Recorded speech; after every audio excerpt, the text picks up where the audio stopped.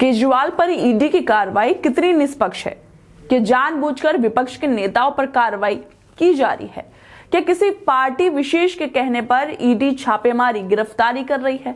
क्यों कार्रवाई बस विपक्ष पर की जा रही है, जबकि सत्ताधारी पार्टी के भ्रष्टाचारी नेताओं पर जांच एजेंसियां ध्यान ही नहीं दे रही हैं?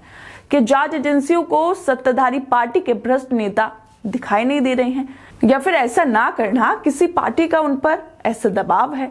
लगातार विपक्षी नेताओं की गिरफ्तारी हो रही है, जांच एजेंसियां जांच कर रही हैं, लेकिन जांच एजेंसियों की जांच की आंच जो है वो बीजेपी के नेताओं तक नहीं पहुंच पा रही है।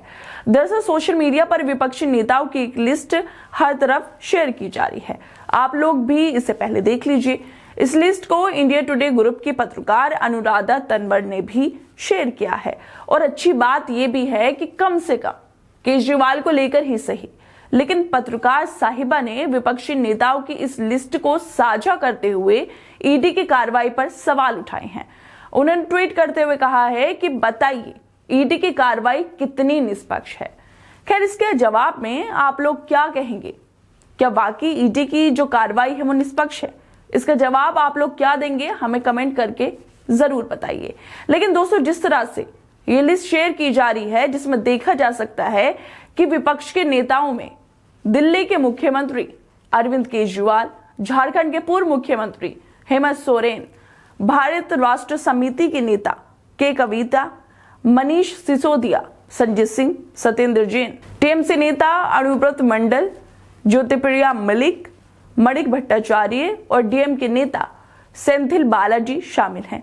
दोस्तों, जिस तरह से ये लिस्ट शेयर की जा रही है, उसके बाद कई सवाल भी उठने लगे हैं कि क्या भ्रष्टाचारी नेता सिर्फ विपक्ष में ही है, बीजेपी में कोई भी भ्रष्टाचारी नेता नहीं है? खैर, बीजेपी में कितने भ्रष्टाचारी नेता भरे पड़े हैं, इसके काले चिट्टे हम आपको बताते हैं कि मोदी के परिवार में कितने भ्रष्टाचारी लोग हैं। अजीत पवार, जिनकी प्रॉपर्टी ईडी ने सीज की थी, लेकिन क्या अजीत पवार के उप मुख्यमंत्री बनने के बाद एक भी समन ईडी ने उन्हें भेजा है? शायद नहीं भेजा होगा, क्योंकि उन्हें बीजेपी की वॉशिंग मशीन में धोकर साफ कर दिया गया है। छगन भुजबल, जो कि 2.5 साल तक जेल की सलाखों के पीछे रहे, सीबीआई और ईडी जो उनके मामलों की जांच कर रही थी, लेकिन उनका एनडीए में पाला बदल लेने के बाद भुजबल को कितनी बार समन या उनसे पूछताछ की गई? शायद नहीं की गई। अजीत पवार गुट के नेता प्रफुल्ल पटेल का क्या हुआ? बीजेपी में जाते ही क्यों उन पर भी जांच सब बंद हो गई, कोई जांच नहीं हुई। हेमंत बिस्वा शर्मा, जिन पर शारदा चिट फंड घोटाले के आरोप लगे हैं, सीबीआई ने उनके घर पर रेड भी मारी थी इसको लेकर, लेकिन कांग्रेस से बीजेपी में जाते ही उनके सारे दाग धुल गए हैं। उन पर अब कोई भी जांच नहीं होती है।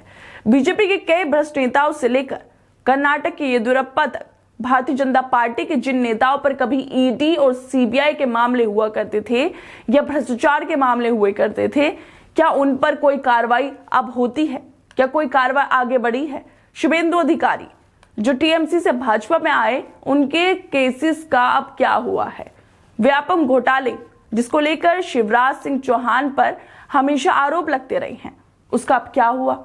क्यों उस पर जांच नहीं होती है? भाजपा वालों पर कार्रवाई क्यों नहीं होती है?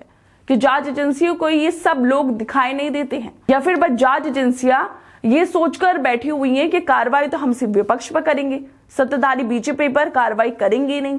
क्या जिस तरह से विपक्ष पर कार्रवाई की जा रही है, जांच एजेंसियों का भाजपा दुरुपयोग कर रही है, जैसा कि विपक्ष आरोप भी लगाता रहता है। इन सब चीजों को लेकर सुप्रीम कोर्ट को इस मामले पर भी कार्रवाई करनी चाहिए, ताकि कोई सरकार अपनी मनमानी ना कर पाए। खैर दोस्तों, आप लोगों को क्या लगता है इस मुद्दे पर?